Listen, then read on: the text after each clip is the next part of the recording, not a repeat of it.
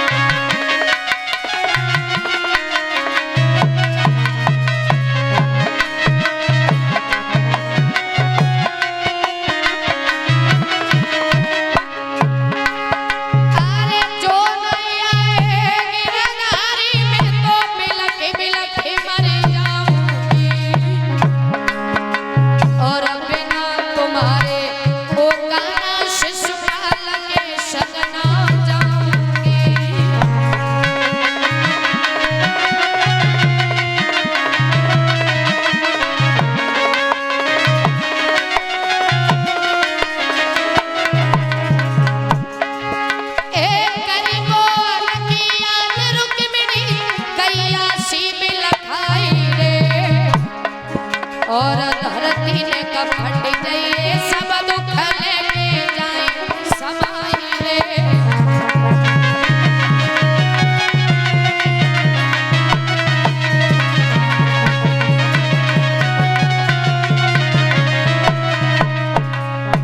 रोने लगी रुक्मिणी। कृष्ण को आवाज लगाती है कन्हैया आओगे? अगर तुम ना आए तो मैं शिशुपाल के संग में विवाह न करूं, रो रो के मर जाऊंगी, लेकिन तुम्हारे सिवा किसी दूसरे के साथ में विवाह नहीं करूंगी। वक्त गुजरता गया, याद रखना भैया। रोते रोते रुक्मिणी सो गई और जब सो गई तो कन्हैया ने सपना दिया, रुक्मिणी रोना ना, मेरे पास एक पत्र लिख करके भेजना, हम तुम्हें लेने के लिए जरूर आएंगे।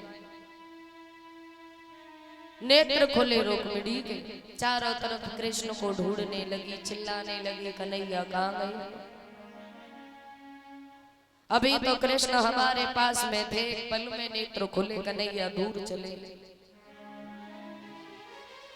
दरवाजे पे बैठी बैठी रो रही थी। महात्मा जी आए, आवाज लगाई माताम भिक्षाम देहि। रोता हुआ देखा, पूछ लिया। ब्राह्मण जी ने जवाब दिया, क्यों बेटे क्यों रो रही हो? रुक्मिणी आगे बढ़ी, महात्मा जी के सामने पहुंची।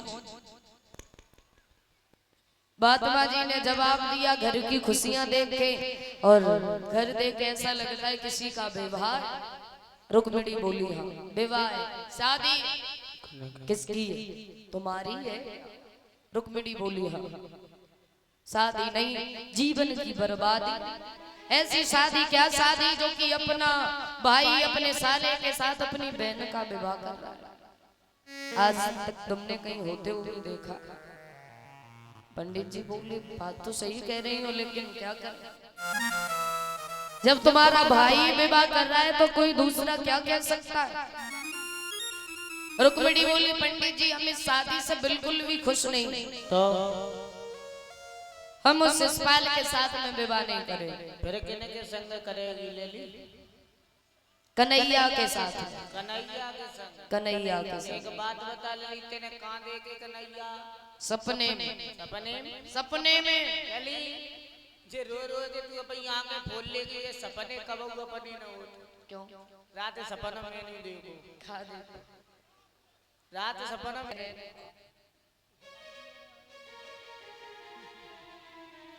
आगे बढ़ी रुक्मिणी, जवाब दिया पंडित जी। काय महाराज जे तुम्हारी मौसी घूम रही था?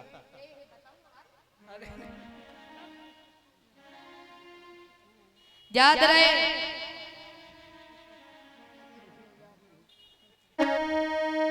जवाब दिया रुक्मिणी ने, सुनो पंडित जी,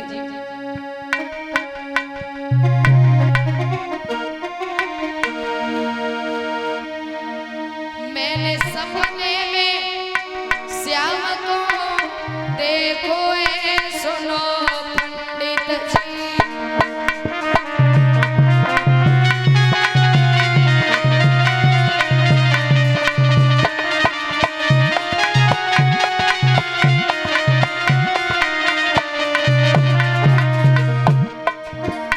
सपने में कन्हैया को देखो है, सुनो पंडित जी।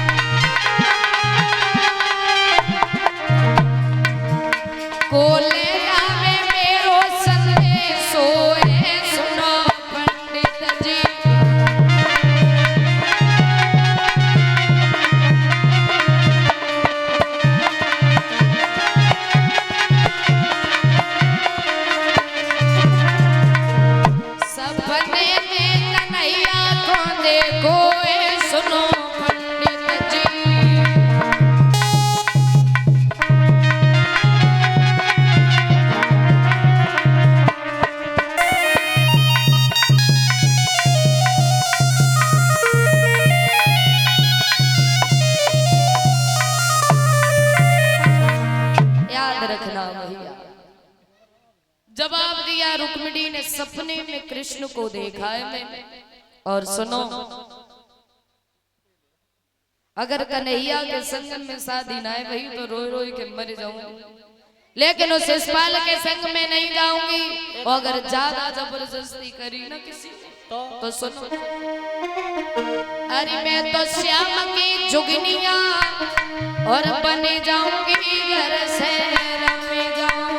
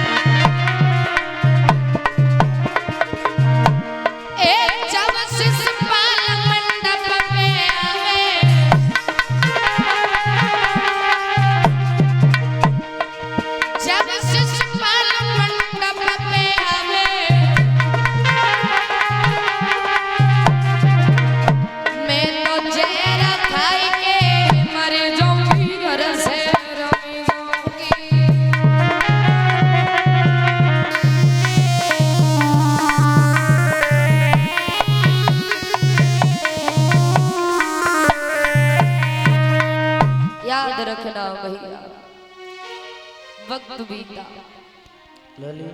बोलो तो पत्र भेजता हो ना? पत्र नहीं भेजा। आपसे विनती, हमारी एक काम कर सकते हो, हम एक पत्र लिख दें, वो पत्र लेकर के द्वारका चले जाओ।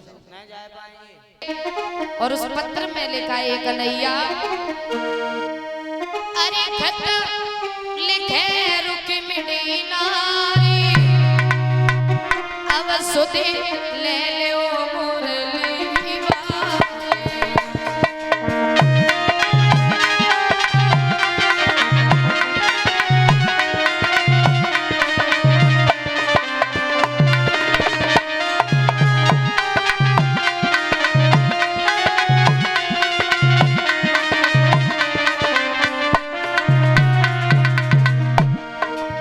अरे खत लिखे रुक्मिणी नारी, अब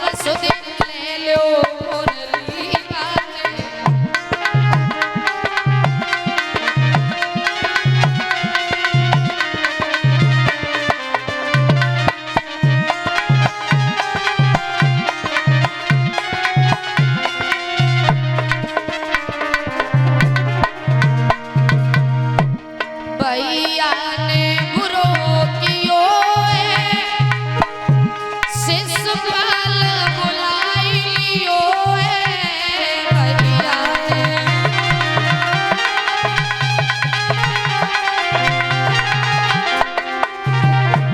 भैया ने बुरो कियो है, शिशुपाल बुलाई लियो है। अरे खत लिखे रुक्मिणी नारी, अब सुधीर ले लो मुरली वाले।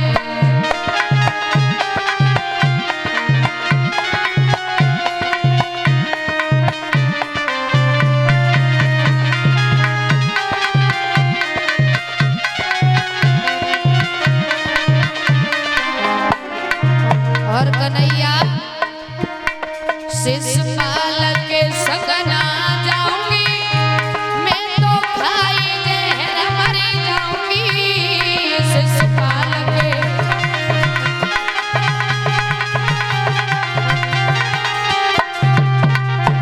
शिशुपाल के संग ना जाऊंगी, मैं तो खाई जहर मर जाऊंगी।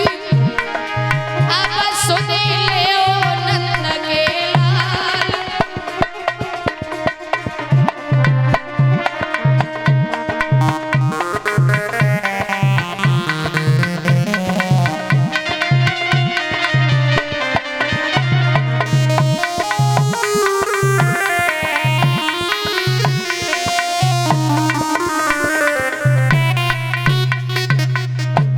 रोने लगी रुक्मिणी।